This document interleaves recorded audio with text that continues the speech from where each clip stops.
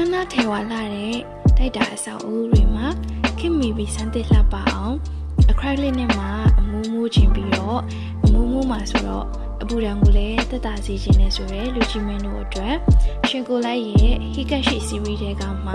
ဘက်ဆယ်လာဖြစ်နေတဲ့ Modern Grey Hikashi series လေးကိုမိတ်ဆက်ပေးသွားမှာပဲဖြစ်ပါတယ်ရှင်။ Hikashi series ဆိုတဲ့အတိုင်းတက်ဆင်ထားတဲ့အမူအောက်က area ရဲ့အပူချိန်ကို58%ဖြတ်တောက်ပေးပြီးတော့အနီအောက်ရောင်ကြီး UV တန်းကိုလည်း69.8%အထိရှော့ချပေးနိုင်တာမို့လို့တက်တာရှိစေပါတယ်ရှင်။အယောင်အဖြစ်လည်းအမြင့်အေးစေရဲ့မီကိုဂျီလေးကိုသုံးထားပေးတာမို့လို့ premium look ကိုလည်းရရှိစေမှာဖြစ်ပါတယ်ရှင်။ရှင်ကိုလိုက်ကုမ္ပဏီကထုတ်လုပ်တဲ့အရေးသွေးမြင့်တဲ့ကော်ပြဖြစ်တဲ့အတွက်ကြောင့်မလို့အချိန်ကြာမြင့်စွာနှစ်ရှည်အသုံးပြုနိုင်ပါတယ်ရှင်။အထူးအဖြစ်တော့6mm လာပြီးတော့ size တွေအနေနဲ့ကတော့အနံ1380mm အလျာ 3000mm ကနေစပြီးတော့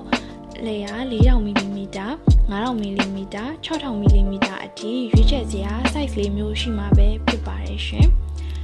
လက်စားတဲ့ဒီလိုအရေးသွေးကောင်းမွန်တဲ့ premium roofing acrylic ရှိတွေကိုလိုချင်နေဆိုရင်တော့ Pure Group မှာမှာယူလို့ရနေပြီဆိုတဲ့အကြောင်းသတင်းကောင်းပါအပ်ပါတယ်ရှင်